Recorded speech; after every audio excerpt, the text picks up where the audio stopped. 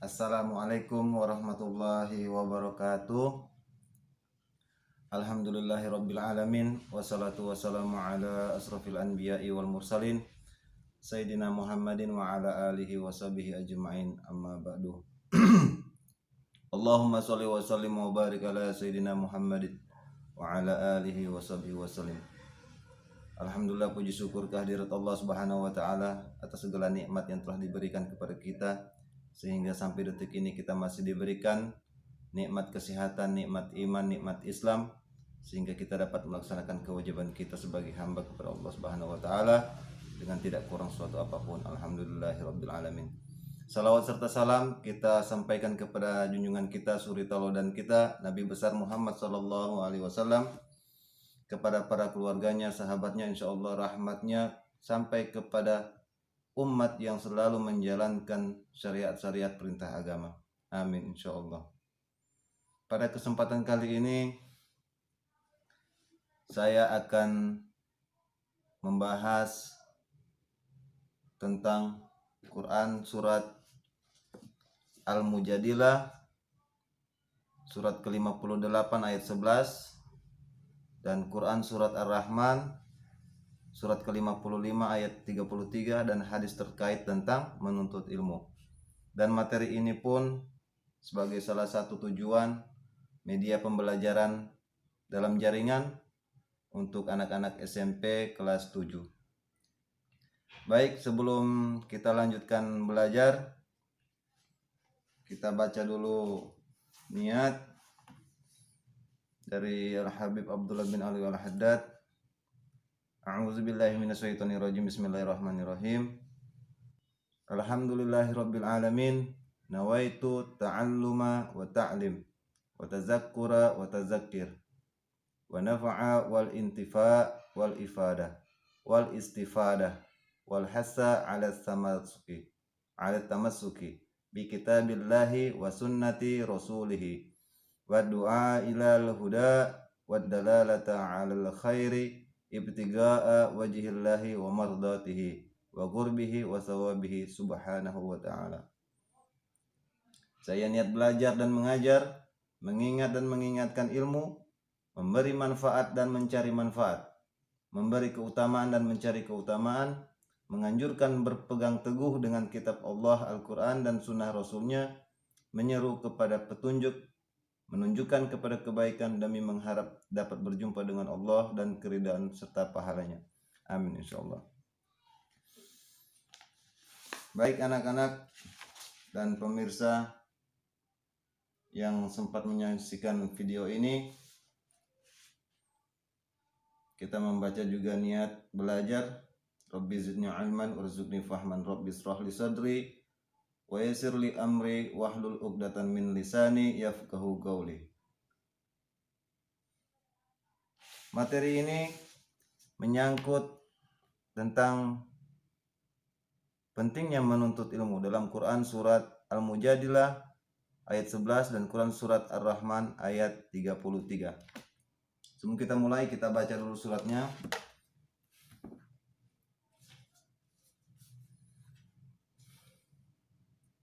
A'udzubillahi samil alim minasyaitonirrajim. Bismillahirrahmanirrahim. Quran surat Al-Mujadilah ayat 11. Ya ayyuhallazina amanu idza qila lakum tafassahu fil majalisi fafsahu yafsahillahu lakum wa idza qilan suzu fansuzu yarfa'illahu allazina amanu minkum wallazina utul ilma darajat wallahu bima ta'maluna khabir. Shadaqallahul azim wa shadaqa Rasulullah sallallahu alaihi wasallam. Jadi saya akan membacakan dulu per kosakata mufradat dari ayat tadi. Ya ayyuhallazina, itu artinya wahai orang-orang, amanu, mereka beriman, iza, apabila, qila, dikatakan, lakum, kepada kalian, tafassahu, berlapang-lapanglah kalian fi di dalam al-majalis, majelis sebuah pertemuan. Fafsahu, maka kalian lapangkanlah. Yafsahillahu, niscaya Allah akan memberi kelapangan. Lakum, kepada kalian. Wa idza qilan suzu fansuzu, dan apabila dikatakan berdirilah kalian, maka berdirilah kalian. Yarfa'illahu, niscaya Allah akan mengangkat atau meninggikan allazina amanu, orang-orang yang mereka beriman, minkum, di antara kalian. Wallazina, dan orang-orang yang utul ilma, mereka diberi pengetahuan, darajat, beberapa derajat di surga. Wallahu, demi Allah, dan Allah, bima ta'maluna, terhadap apa yang kalian kerjakan, khabirun, maha mengetahui dan maha teliti. Jadi itu ayat 11 Quran surat Al-Mujadilah, yang arti secara keseluruhannya saya akan baca dulu. Wahai orang-orang yang beriman, apabila dikatakan kepadamu, berilah kelapangan di dalam majelis-majelis, maka lapangkanlah. Niscaya Allah akan memberikan kelapangan untukmu. Dan apabila dikatakan berdirilah kamu, maka berdirilah. Niscaya Allah akan mengangkat derajat orang-orang yang beriman di antaramu dan orang-orang yang diberi ilmu beberapa derajat. Dan Allah Maha teliti apa yang kamu kerjakan. Shadaqallahul azim wa shadaqa Rasulullah sallallahu alaihi wasallam. Jadi Quran surat Al-Mujadilah ini ayat 11 mengajarkan kepada kita tentang bagaimana adab di dalam suatu majelis atau sebuah pertemuan, apapun perkumpulan itu. Di dalam Quran sini juga disebutkan ada asbabul nuzulnya ayat 11 ini dari Muqatil radhiyallahu anhu, memaparkan bahwa ayat ini turun pada hari Jumat dan ditujukan kepada para sahabat yang ikut perang Badar. Mereka kembali dan datang ke majelis Rasulullah sallallahu alaihi wasallam, sehingga tempat itu menjadi sempit, jadi banyak orang. Akibatnya banyak sahabat yang terpaksa harus berdiri. Rasulullah sallallahu alaihi wasallam kemudian menyuruh beberapa orang untuk berdiri dan mempersilahkan para sahabat yang kembali dari perang Badar untuk duduk. Kenyataan ini menimbulkan rasa tidak senang dalam hati para sahabat yang disuruh berdiri. Hadis riwayat Ibnu Abi Hatim, lihat Qurtubi. Jadi Quran surat Al-Mujadilah ayat 11 ini memberikan pengajaran kepada kita jika kita menghadiri suatu majelis atau pertemuan, apapun itu, di kelas, di masjid, di dalam majelis-majelis taklim, jika kita mengambil tempat duduk, kita harus memberikan kelonggaran atau kelapangan. Jika banyak orang, kita harus memberikan tempat duduk kepada orang-orang yang lebih berilmu, untuk memberikan tempat duduk dan berlapang-lapang, berluas-luas. Jangan sampai kita memberikan tempat yang sangat sempit, padahal masih ada tempat lain yang luang. Jadi kandungan dari Quran surat Al-Mujadilah ayat 11 ini, wahai orang-orang yang beriman, Allah menyebutkan orang-orang yang beriman. Apabila dikatakan kepadamu, kepada orang yang beriman tadi, berilah kelapangan di dalam majelis-majelis. Allah memerintahkan kepada orang-orang yang beriman untuk memberikan kelonggaran, kelapangan. Maka lapangkanlah. Niscaya Allah akan memberi kelapangan untukmu. Jadi kita memberikan kelapangan, kita akan mendapatkan kelapangan dari Allah. Allah akan memberikan kelapangan kepada kita. Maka lapangkanlah, niscaya Allah akan memberikan kelapangan untukmu. Jadi dengan adanya kita memberikan kelapangan tempat duduk, memberikan kelonggaran, Allah akan memberikan kelapangan juga itu untuk kita. Contoh misalnya di dalam suatu majelis, jika ada orang yang datang, kita mempersilakan untuk tempat duduk, memberikan kelonggaran. Ataupun di dalam rumah, jika ada mama dan papa ngoni so duduk akan tu kursi, ko mama dan papa datang, kasih tempat duduk pa mama dan papa. Jangan mama dan papa mau duduk akan, ko ngoni so lebih dulu akan duduk, ngoni nyanda kasih tempat duduk. Itu tidak adab namanya. Berikut, ataupun contoh di sekolah, ada ustadz, ustazah, bapak atau ibu guru di dalam kelas yang mau atur itu tempat duduk, dengar itu bapak dan ibu guru pe arahan. Ngoni mau duduk di mana, bapak ibu guru atur. Kalau suruh berdiri, berdiri, suruh pindah, pindah.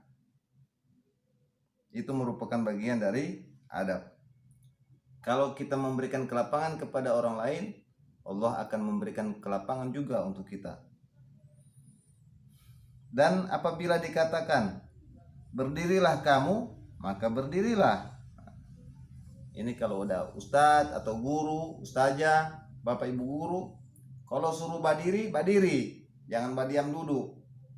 Suruh pindah tanpa duduk, pindah, jangan diam. Karena itu bagian dari perintah dan adab sebagai seorang siswa atau anak atau murid. Niscaya Allah akan mengangkat derajat orang-orang yang beriman di antaramu. Jadi siapa yang mendengar perintah disuruh berdiri, mendengar perintah untuk disuruh melapangkan tempat, itu merupakan orang-orang yang beriman. Jadi salah satu tanda atau ciri orang-orang yang beriman juga di dalam surat ini yaitu memberikan kelapangan, kelonggaran tempat duduk untuk orang lain. Dan apabila disuruh perintah untuk berdiri, dia berdiri. Allah akan mengangkat derajat orang-orang yang beriman di antaramu dan orang-orang yang diberi ilmu beberapa derajat. Nah, ini kelebihan salah satunya orang yang beriman dan berilmu.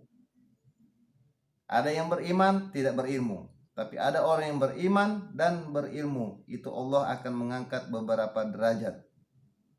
Derajat di sini berarti bisa dikatakan Allah memuliakan dia di antara yang lain, karena dia mempunyai kelebihan ilmu. Dan Allah Maha teliti apa yang kamu kerjakan. Banyak sekali contoh-contoh yang kita bisa lihat. Di antaranya kalau ada orang yang melakukan suatu perkumpulan majelis, Ustadz juga pernah diajarkan apabila hadir di majelis itu tahu tempat duduk posisi kita, di mana posisi sebenarnya kita yang layak untuk duduk, kita duduk. Dan apabila ada orang yang datang, kita mempersilakan memberikan kelonggaran tempat duduk. Jadi ada tempat-tempatnya masing-masing, tahu posisi kedudukannya.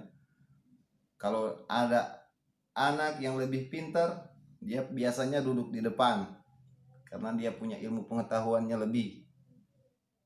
Kalau ada anak yang biasa-biasa, di baris kedua, baris ketiga. Tapi kalau ada yang murabal, yang nyendak pembadengar, itu biasa duduk di bagian-bagian belakang atau di luar perkumpulan, sobat sendiri, soalnya mau bergabung. Tapi kalau orang yang beriman dan punya ilmu pengetahuan, itu Allah akan muliakan tempat duduknya paling depan. Itu sudah seperti itu pengaturan adab untuk duduk dalam Quran surat Al-Mujadilah ini. Dan Allah Maha teliti apa yang kamu kerjakan. Jadi sikap dan perilaku yang dapat diterapkan sebagai penghayatan dari pengamalan Quran surat Al-Mujadilah ayat 11 ini dalam kehidupan sehari-hari sebagai berikut. Diantaranya, 1. Memiliki rasa ingin tahu yang tinggi dan berusaha untuk mendapatkan pengetahuan tersebut. Jadi punya rasa ingin tahu yang tinggi, cari tahu dan berusaha supaya mendapatkan pengetahuan tadi. Yang kedua, selalu bersikap sopan saat belajar dan selalu menghargai dan menghormati guru. Jangan saat belajar bermain. Yang boleh campur-campur. Kalau belajar, belajar. Kalau bermain, bermain. Dan selalu menghormati guru. Yang ketiga, senang mendatangi guru untuk meminta penjelasan tentang ilmu pengetahuan. Kalau tidak tahu sesuatu yang kalian pelajari, tanya Pak Guru supaya jelas, jangan tidak salah belajar. 4. Selalu menyeimbangkan ilmu pengetahuan yang dimilikinya dengan keyakinan terhadap kekuasaan Allah. Jadi orang yang punya ilmu pengetahuan itu dengan keyakinan keimanannya kepada Allah itu lebih bertambah. Jangan semakin banyak ilmu pengetahuan tapi nyanda beriman dia. Harus diseimbangkan antara ilmu pengetahuan dan keimanan.